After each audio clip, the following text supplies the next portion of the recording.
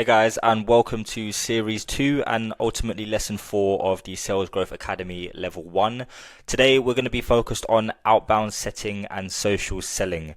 Now, outbound is key, right? Outbound is king in any sort of setting environment. I believe that if you can master outbound, then you can do absolutely anything. Now, a lot of you guys might be looking for those inbound opportunities, but I promise you, even on the inbound offers, outbound is going to become essential, because outbound is essentially the second route for pipeline. Even if you've got inbound leads coming through, there may become a day where you don't have many leads coming through. So what do you need to do?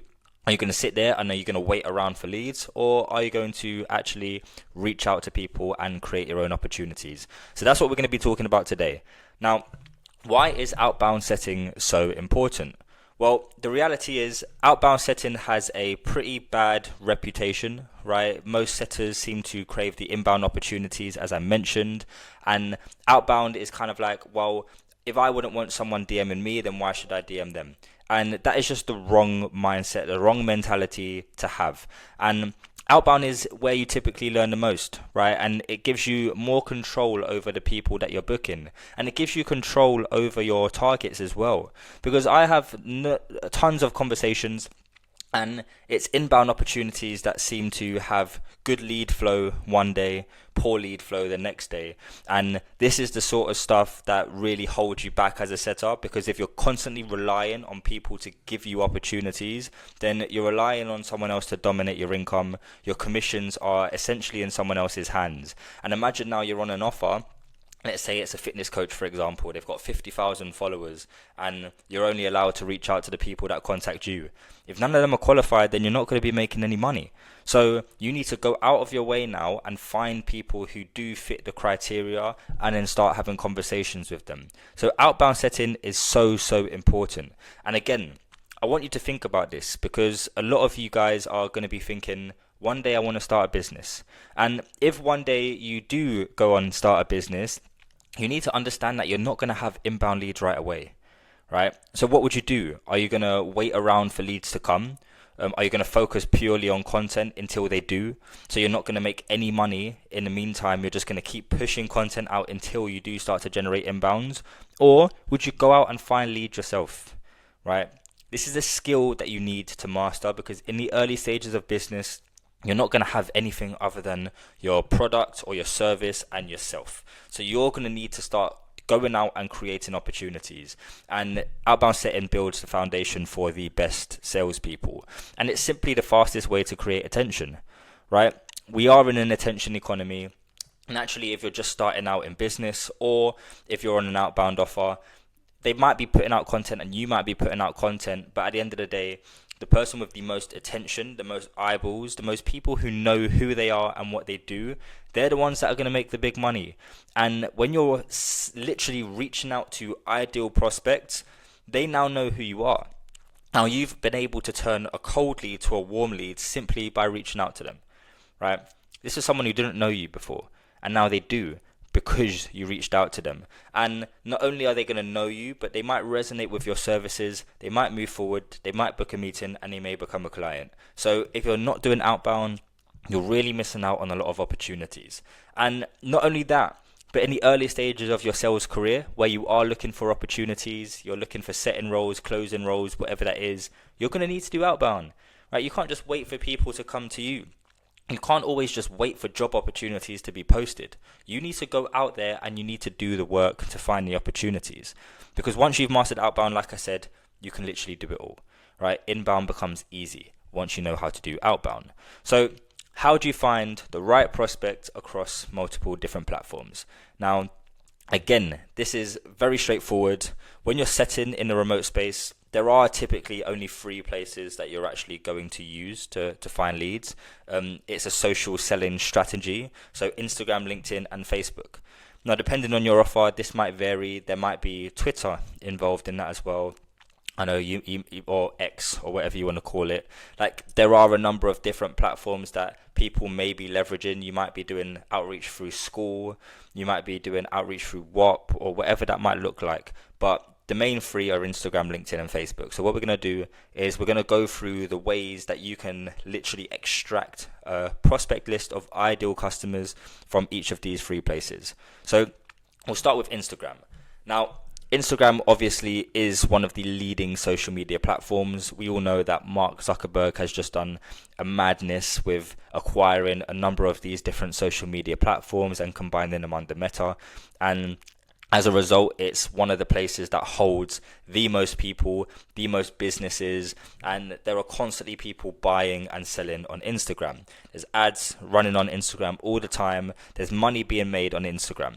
So you're going to find a lot of online business owners. You're going to find a lot of consumers for online business owners on on Instagram. But you just need to know where to find them. So what you want to do is simply, obviously you want to use search tools. Naturally, that's the first thing.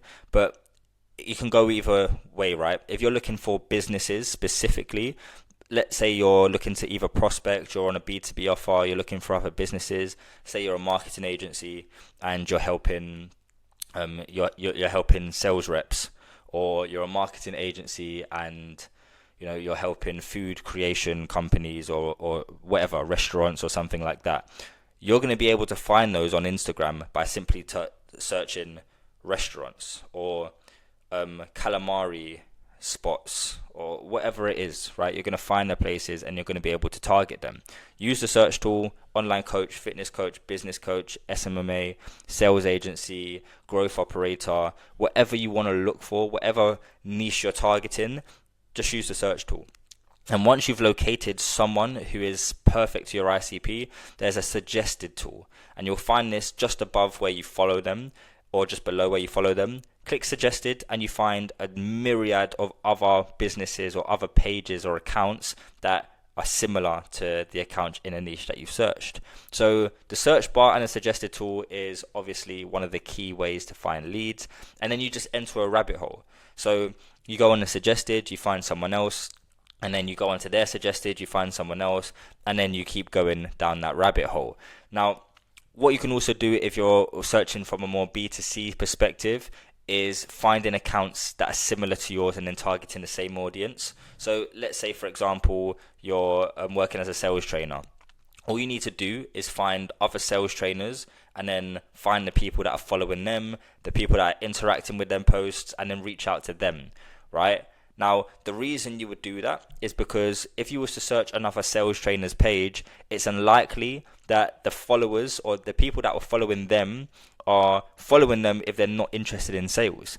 Because if it's a very niche specific page and they're just posting content about sales, then all of the followers are going to be somewhat interested in sales.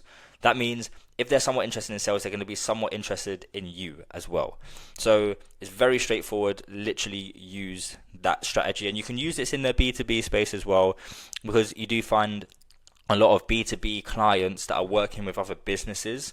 And in that case, a lot of followers are going to be other businesses. So you can use this methodology as well. It's very simple. Just find accounts that are similar, search their followers, find out who's engaging with their stuff, see who's commenting, see who's liking, and then you've got a myriad of leads, and it's very simple.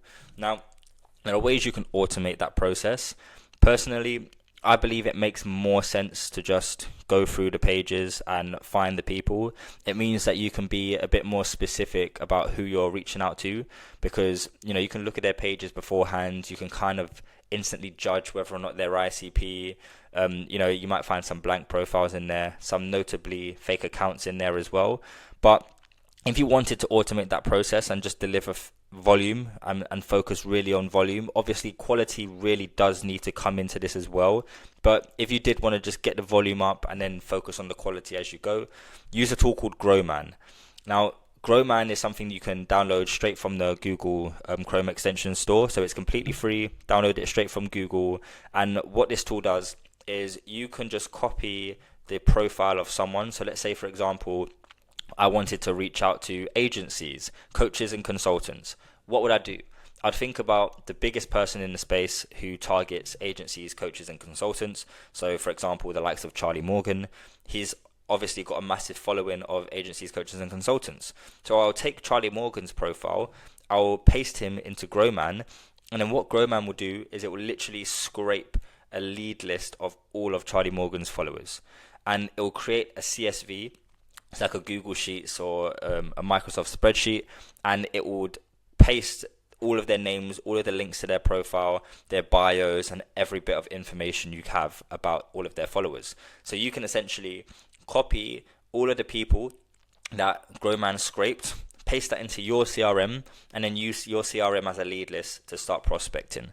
So that's the way you can do it. Growman is a pretty good tool, but you don't need it. But it's just, if you wanted to automate that process, you definitely could. Now, Facebook is another avenue. Facebook is slightly different from Instagram in the way that you can search people in its sort of user interface, and it's not as good, if I'm being completely honest, to find prospects. But at the same time, you don't want to just focus on one platform, because I know Instagram has restrictions. You can only send like 50 messages on one account, and then if you have sub accounts, it can get a bit messy if you're messaging the same person on two different accounts that are the exact same. However, it is always good to spread it across different platforms. So this is why I'm giving Instagram, Facebook, and LinkedIn as an example. That allows you to basically spread out over 100 inputs a day over those three platforms. But Facebook, it works somewhat similar in terms of leveraging the search engine. However, what Facebook has that Instagram doesn't is Facebook groups. Now, Facebook groups can be, very helpful. Obviously, when you're finding like niche specific audiences, and this is for B2B and for B2C. The groups are ways to categorize and bring everyone with a specific interest into one place. So if you're a fitness coach, for example, you're prospecting on behalf of a fitness coach, you can find groups that are dedicated to fitness regimes. So it could be a health and wellness group, right? They're not necessarily promoting fitness coaches, but they're just health, wellness, they're avid fitness people, right? They want to get into fitness, or they're people who need some support with fitness, so there's groups specific to them. The last thing you want to do is find groups that are specific for the actual fitness coaches, because those groups are quite often saturated with other people looking to prospect. They're looking to sell in those groups. So pull back a tiny bit and just focus on groups that are somewhat specific to the industry that you're targeting. So for example, if you're a sales trainer, let's say you're looking to, like Sales Growth Club, you're looking to help people master sales, then rather than going into appointment setter or closer groups, because they are going to be full of people looking to prospect, go into like young entrepreneur pages, or go into pages that are specific to helping young people out of school land high income jobs or land high income skills, or people who are at university that are not benefiting from their degree and they want to learn something new. Those sorts of pages, you're most likely going to find your ICP. So it's really important that you're not just fixated on the people that are specifically looking for one thing, but instead the people that are somewhat interested in an area that might find value in your services. If that doesn't make sense, mention that to me on a workshop and I can go through it in a bit more detail. So if you are an agency or an online business, networking groups for online business owners is also going to be really helpful, because rather than targeting, like I said, agency groups or coaching groups, you're just looking to network with other online business owners. Now, naturally, some of those online business owners aren't going to be ideal clients, but some of them might be. So it's worth building those relationships and really seeing what you get out of it. The aim here isn't to just go in there and spam a bunch of messages. It's to really identify who might benefit from your services and target them specifically. So just be slightly different with Facebook. Now, like I said, a lot of these groups do not like promoting services, because there are a lot of these groups that really do focus on sales. They basically create havens for salespeople to find target audiences. So a lot of them really don't like promoting services. So the way you overcome that is to simply prioritize relationships, right? Simply start a conversation, ease towards a call, don't pitch slap, right? And we're going to get into how to navigate those conversations in just a moment, but you really, really want to avoid pitch slapping here, because then you do get flagged, you get removed from the groups, people start to recognize your page, and then Facebook is no longer an option. However, if you did just approach it with a normal conversation, finding out a bit more about their interests in that page, and then slowly and gradually transitioning that into a call, then it's very likely that you're not going to get caught. Now, the final one is LinkedIn. Now, LinkedIn is literally the leading social media for business networking. So if you are a B2B organization, then you must be on LinkedIn. So you've got online startups, you've got global organizations, you've got small intricate agencies, right up until global conglomerates like Google, Microsoft, all of that sort of stuff. Like, everyone is on LinkedIn. So it's a hotspot for executive targeting, it's a hotspot for small business owners, but it's even a hotspot for B2C clients. Now, one example is if you're a fitness coach, for example, if you're targeting busy professionals, if you're targeting busy professionals, LinkedIn's going to be a perfect place because it's literally full of busy professionals, and you can tell the type of people who are going to be busy. It's most likely the C-level executives that you can target for your fitness coaching. So it was built specifically for business relationships, so it's really important that we're leveraging LinkedIn for those relationships, right? Now, the one thing to recognize about LinkedIn is that it's all about making connections. People are most of the time really willing to connect with you as long as you come at them with the right sort of messaging. Now, it's not like Instagram where if they're getting prospected by someone or there's someone that they don't recognize in the DMs, they may be hesitant and there may be sales resistance right away. LinkedIn is a bit more connection friendly because that's exactly what it's all about. It's about building business relationships. So the way that you would do this and navigate LinkedIn is very similar again to Facebook and Instagram. Use the search engine first and foremost.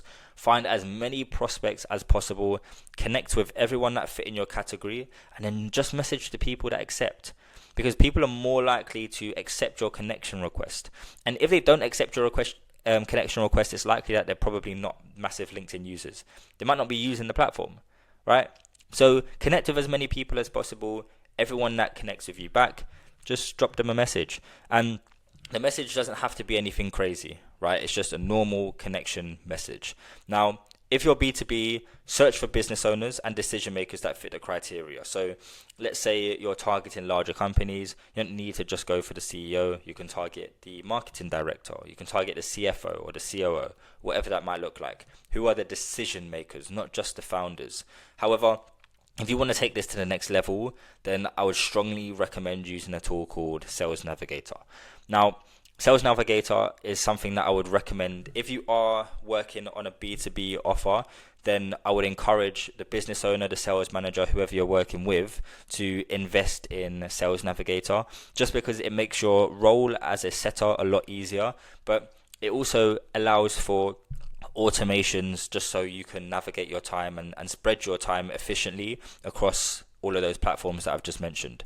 So what you can do, like I mentioned, it's a great tool if you're offering professional services, but essentially what you can do to automate LinkedIn is, what I would do is, if you're serious about increasing those numbers and you want to focus your attention on Instagram, get your 50 to 100 messages out there, and then focus the rest of your attention on building relationships on Facebook, you can actually set it up so that LinkedIn works automatically. Now, as I mentioned before, make sure your business owner, or even yourself, if you're really looking to take action here, invest in Sales Navigator. It's about, I believe it's about 70 quid. 70 GBP, between 70 and 80 a month. So it's not massively expensive, but it's a reasonable investment. So as long as you're getting leads from it, then it's definitely worth that. Then apply the specific filters, because you can filter in a lot deeper on Sales Navigator than you do on LinkedIn alone. Now, you still can apply filters on LinkedIn, but depending on who you're targeting, you may need to be more specific. So if you're B2C, then you can kind of just search on LinkedIn. But if you're B2B, then you're targeting companies of a certain size, in a certain industry, with a certain revenue. You can apply all of those filters on Sales Navigator, and it just creates an extensive list for you. Then what happens is you have a saved search, or a list, or an ICP list that you can name. You can name the saved search, whatever that is. You basically have a section where you're just flooded with all of your leads. Then you can use automation tools like Dripify, use Artemis, or Linked Helper. Now, These are, again, it's another investment. So I believe Dripify, I mean, I've never used Dripify. I've used Artemis, which is about 50 quid a month. Linked Helper, you can have different services on there, which is a lot cheaper. Linked Helper, I think, is about 40 quid a month. However, with Linked Helper, you need to keep topping it up every month, and it only works if you're actively on your laptop. So Use Artemis works in the background, and so does Dripify. But basically, with one of these tools, you can create a campaign, and in this campaign, you can set it to connect with people. You can set it to send them a message. You can set it so it sends them a follow-up after a certain number of days. And basically, once they reply to that message, it pulls them out of the campaign. And then you just continue that conversation.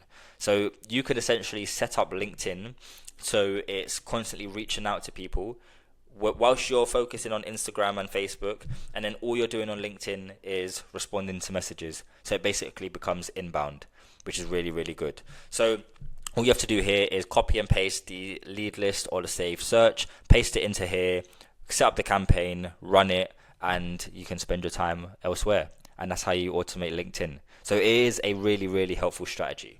Now, in order to stand out, because it's all good knowing where to prospect and how to actually find these leads, and with all of that information, you should be able to create a very, very extensive lead list and apply that into your CRM.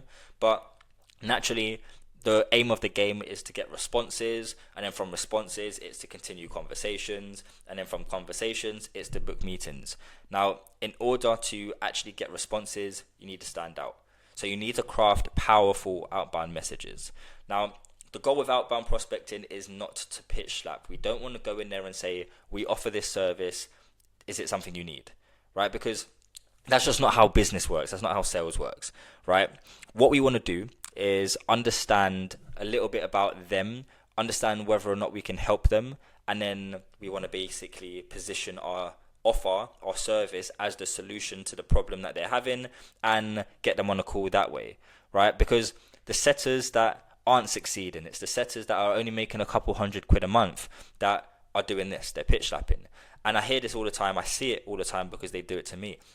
And I get messages saying, we help XYZ to do XYZ, do you want to jump on a call?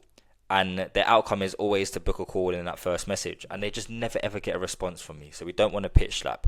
You must be more delicate with your buyers because they need to trust you before they move forward with anything, especially when it's cold, right? Cold outreach, they don't know who you are, so they're not inclined to do anything for you unless there's some crazy offer that you throw out in the first message. Now, obviously, if it's a crazy offer, we can guarantee you X amount of appointments or X amount of sales, and you don't have to pay us a penny. Like, obviously, someone's going to be intrigued to learn more about that because it is a crazy offer. However, that can work one or two ways. If it's a long message, probably won't read it anyway. But if it's short, it's concise, but it's just a mad offer, then it's going to work. But most of the time, there's not going to be a mad offer like that. You're not going to offer something for free, right? So you need to be delicate, you need to build trust. And this is why relationship building is the best approach in booking qualified leads, because you literally have to reach out to them. You start a conversation, you start focusing on building that relationship, and only from there do you understand a little bit more, because you have the ammo now to ask them the harder questions because the relationship's there. So you can start to ask them questions about their current state. You can start to ask them questions about their pain, which they may not want to answer unless you've built a relationship with them. So be very delicate. Now, again, this is what everyone else is doing. Hey, John, I came across your page and I saw that you're an online coach. I helped this other online coach to increase their revenue by 100K. Are you open to learning how we can do the same for you? Right? Now, whilst that's a good message, it's going to trigger sales resistance, because instantly I'm going to think, okay, well, if I'm not looking to buy anything, then I'm not going to go forward with him. As much as it's great, right? If they can help someone hit 100K and they can do the same for me, amazing. But me personally, I wouldn't respond to a message like that, simply because if I'm not in a situation where I'm looking to purchase or looking to make a decision around that specifically, then I'm not going to engage. And the reality is, a lot of people don't know that they need to invest until they're told that they need to invest. So your average business owner or your average person isn't thinking about buying something consistently, right? Otherwise, they'd be inbound. They're not consistently thinking about buying something. And if they were thinking about buying something, they'd go to the best of the best of the best in that space, right?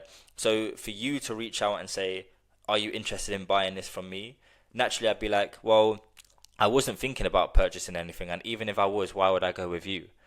But if they were to approach me and start a relationship, and naturally within that relationship, they uncover pain points about my business and what I'm looking to do, and then they were to suggest a solution to that, I'd be open to hearing more, right? So let's kind of go through a few examples that I think would actually work here.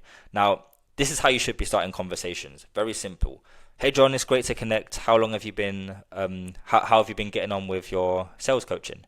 Right? Or, hey John, love the content. How long have you been coaching for? Right? Now, this is something that is just going to naturally start a conversation. I'm not going to feel like this person is asking for anything from me. Naturally, I'll respond to that and just be like, yeah, I'm getting on really well. Coaching's going good, all of that sort of stuff. And then from there, it's how you continue the conversation now that you've got my interest. So you just need to catch interest. Your first message is simply about getting a response. Once you've got responses, then you can start focusing on the quality conversations that convert them.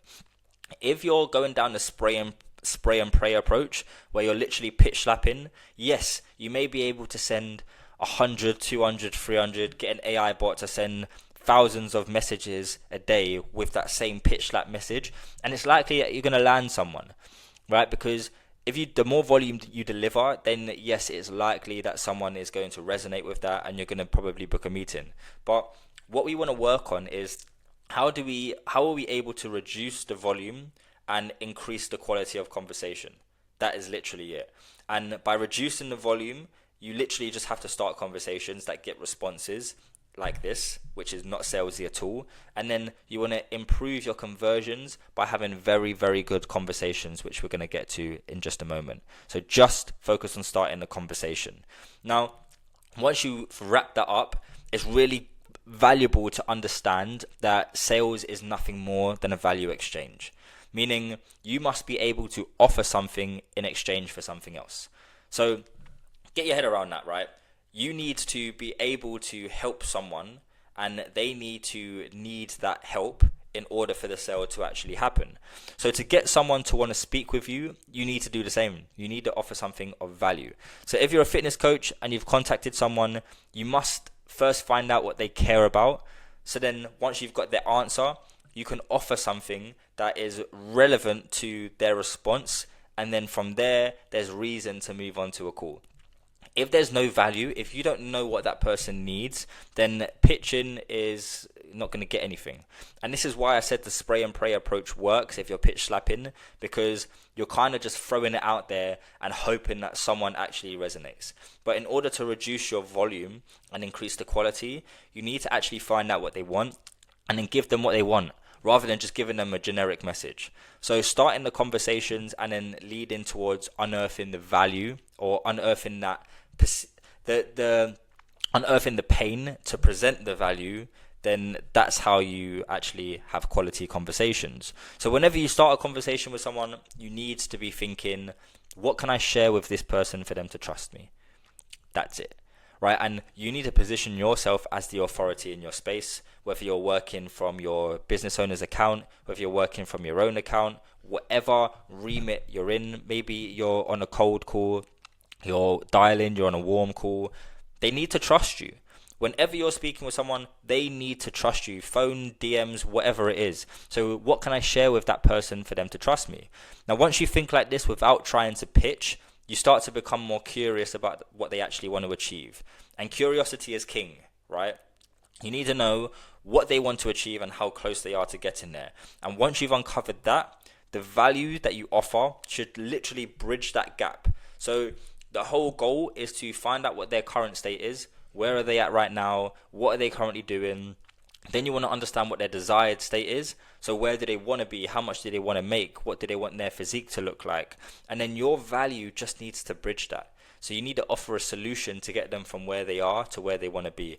And that is that. But you can't offer that value at all until you know what value means to them, right? Because your offer might not be valuable to them. They might not need you. So you need to really understand what value looks like by asking the right questions, and then you present your solution. So really, the aim of outbound prospecting here is literally to start conversations and find out more about them. Be genuinely curious, because the moment you're genuinely curious, and I say genuinely curious because you actually need to know about this person.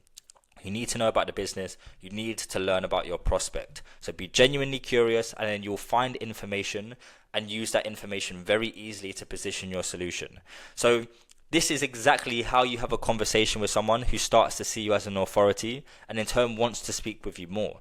Because the moment you start asking the right questions, they're like, okay, well, this person actually cares. They haven't tried to pitch me yet.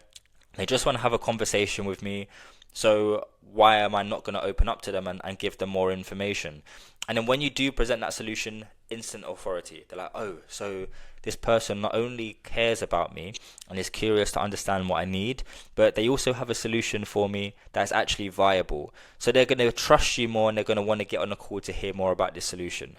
So all you need to do to make this happen is have a personable conversation, be authentic, be human, and be curious, and it will work.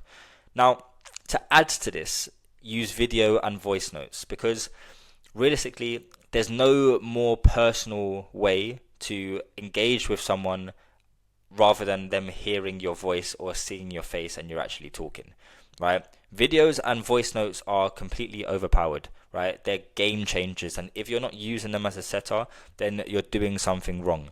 So it's very, very important. Now, videos and voice notes are by far the most effective ways to create a personalized experience for prospects, because firstly, they're more likely to open up. Now, I guess everyone watching this, think to yourself, have you ever been sent a video message or a voice note message and not opened it? At least, not opened it. You've 100% opened it because you're curious. You're like, well, what's this person saying to me? Like, why have they sent me a voice note? Why have they sent me a video? I'm curious to hear what they have to say. And you are going to listen to that voice note or video. You just are. So as long as the voice note and video is powerful and it's good, they're more likely to respond to you.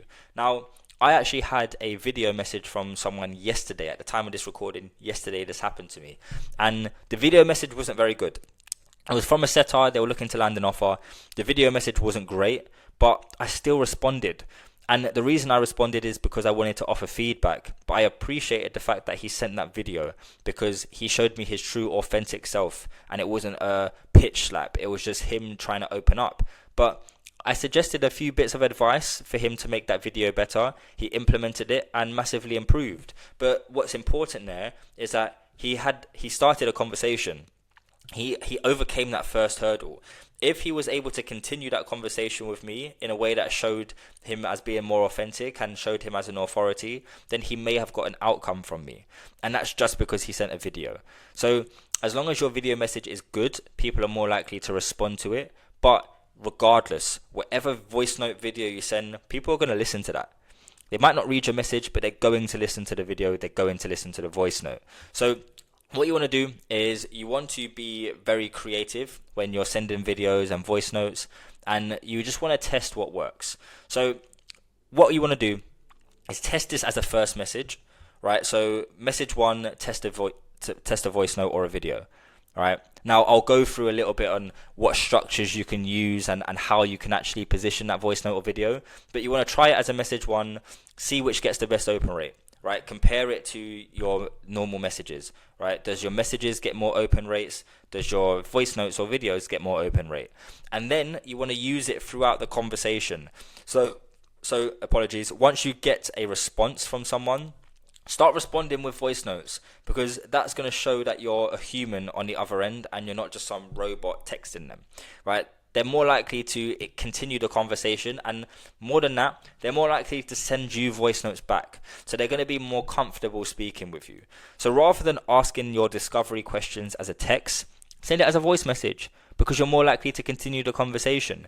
If you also type in, what's your target? What's your goal for this year, or what's holding you back from reaching your goal? Someone might be like, oh, why are they asking me this? I don't really want to respond to that. But if you sent a voice note, I'd be like, oh yeah, look, that's incredible. That's really good. I love what you're doing there. Just out of curiosity, like, what are your goals for this year? Have you tracked anything? Have you done anything towards that goal so far? The tonality starts to really show, and they start to open up more to you. So really, really implement voice notes and videos. It will be an absolute game changer for you. Now, how to be successful with Outbound? Firstly, there are frameworks, there are daily targets, there are tracking tools, accountability, and relationships. These are the things that make you successful with Outbound. So first things first, creating a personalized framework that works and then sticking to it, right? Now, understand what methods work for you in starting conversations, what methods work in extracting pain and presenting solutions. Now, for me, voice notes have been, really helpful in this because they understand that it's coming from me. There's not one of my setters, it's myself. I'm the only person who uses my account, and we can really engage in an interactive conversation. But test your message once, test voice notes, be consistent with the thing that works. So everything is to do with testing, and this is why you have your CRM and you're tracking your open rates, your response rate, and you're tracking which converts conversations into booked calls. You're just playing around with what works. Maybe messages work better for you, right? Maybe voice notes work better for you. Lean on the one that works better, and then create a framework out of it. Now, set daily targets and stick to them. So you need to reverse engineer your goal. Like I mentioned in the previous training, how many messages do you need to send to start X amount of conversations? So let's say you need to start 50 conversations a day, and it takes 150 messages to start 50 conversations. Well, then every day you need to send 150 messages. And then how many positive conversations do you need to have until you book a meeting? Let's say it takes 50 positive conversations to book 10 meetings, and you have a target of 10 meetings a day. So then you need to send 150 messages a day to start 50 conversations to then book 10 meetings, right? Make sure you've constantly got an active pipeline, right? So you need to be sending out loads of message ones, and then the 50 positive conversations, the 10 that convert, the other 40 need to go into your nurture pipeline, and you need to continue nurturing those relationships because they're positive conversations. They may not have booked now, but they might book later. And then at the end of the week, you've stacked up 40 conversations a day. My maths is terrible. I'm not going to do the maths on this call, but you've got a shit ton of positive conversations that you have in your nurture pipeline. So these are people that you can send content assets to. They're people that you can call again, right? They're people that you can re-engage and try and get them on a meeting because they've already responded to you. You've already had a positive conversation with them. They just didn't convert into a meeting. So make sure you're sticking to your daily targets and you're building up your nurture list. Now, you also want to track everything, right? Every single thing you do needs to be tracked into your CRM. Every message you send from cold outreach needs to be tracked into your outbound CRM. Every positive response needs to be tracked in that CRM. Every warm conversation needs to be tracked and transferred into your nurture CRM. The last thing you want is to lack visibility into your performance. Because if something's not going well for you, let's say you used to book 10 meetings a day and now you're only booking 3 meetings a day, but you have no visibility into where the bottlenecks are, then you're going to continue to book 3 meetings a day until you magically figure it out. And you may magically never figure it out, right? So if you can look into your CRM and you know for a fact that it's not the number of messages you're sending, but instead it's the quality of conversations that you're having. Maybe the quality has dropped a little bit. Then you look into your conversations and you start to figure out where you're going wrong. Then you've identified the bottleneck. Then you just need to plug that. You need to attend role play sessions. You need to make sure that you change that about your current conversations. Maybe revert back to what you used to do. What's changed? The moment you understand those bottlenecks, you can make data-driven changes and improve your performance. Tracking everything and data is really important in sales. Now, obviously, sales is a lot to do with emotional intelligence. It's human engagement, human interaction, conversations, relationships. But data is key. Data is just as key as everything else. So you need to be able to track absolutely everything. And then finally, you need to hold yourself accountable, right? If you're not making the money that you expected to as a setter, then it's no one else's fault but your own. And the moment you are able to recognize that and take responsibility, the moment you can start to actually make changes that focus on your growth, right? Because if you're constantly blaming someone else, you're blaming the offer, you're blaming the lead flow, you're blaming the closer, then you're never taking responsibility and you're allowing someone else to dictate and control your income. But the moment you blame yourself, then you start to look into your performance and start to recognize the things that you're doing wrong, the things that you need to change in order to increase your performance. So you must ensure that you're delivering your volume consistently, you're tracking your data, you're having quality conversations. Because if you're lacking in any of these areas, it might be the reason why you're not succeeding. So to hold yourself accountable, you need to understand this equation here, that volume and quality is what equals success. So if you're lacking in the quality, then you're not going to succeed. If you're lacking in the volume, then exact same, you're not going to succeed. You must be doing both of them. Now, you also want to focus on building relationships. So detach from the outcome. Obviously, in a sales role where it's commission driven, naturally it's very easy to start thinking about the outcome. It's like, oh, I need to close this deal, I need to make this sale, I need to book this appointment, otherwise I'm not going to make any money this month. But the moment you are attached to an outcome like making money, you're coming from a place of lack. Now, what I mean by that is if you come at something from a place of lack, it pulls it further away from you. And what I mean by lack is the fact that you're lacking something. If you need money, and if you're doing this just for commission, just to make money this month, and you need to book this appointment, otherwise you're not going to make enough this month, that lack is showing that you don't have the money. You're lacking money, meaning you're hungry for it, meaning you desire that money. And money can be positive, it can be negative. Money is positive when you're creating something and you're delivering a service and you're helping people, and in turn that turns into money. But money can be negative if you're hungry for it. It's like thieves. When you steal money, that money is evil, right? It's stolen money, it's blood money, and it usually never sticks around, or there's always bad karma attached to it. So if you come at money with a place of lack, then it's going to pull away because that's bad money. Instead, you need to focus on service, and the moment you focus on service and actually trying to help people, money starts to come. So relationship with money really changes the game in sales. If you hold on to money because you feel like this money is all the money you have and you're never going to earn any more, then naturally you're not going to make more money. But all of you guys have made an investment into yourself, meaning that you don't have that relationship with money, which is amazing. But at the same time, if you're hungry for money and you only do things to make more money, then it's going to be harder to come by. So you need to really focus on service. So in order to focus on service, you need to understand the prospect. And like I said, curiosity is key. So you need to be curious in order to understand your prospects, in order to approach them with a service mindset, right?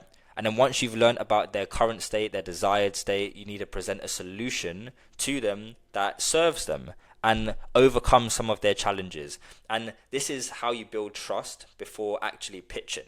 So again, don't approach it from an outcome perspective. Really come at this from a service-based perspective. Focus on helping someone. And in order to help them, you need to understand them. You need to understand where they're currently at. You need to understand where they want to be. And then only once you know that, do you present a solution as a problem solver to it all, right? Hopefully that makes sense. Now, the growth challenge for today is to create a pipeline of businesses that you want an offer with. Now, this is specifically if you're not on an offer right now. Create a pipeline of businesses that you want an offer with. Or if you are on an offer, then create a pipeline of prospects for your current offer.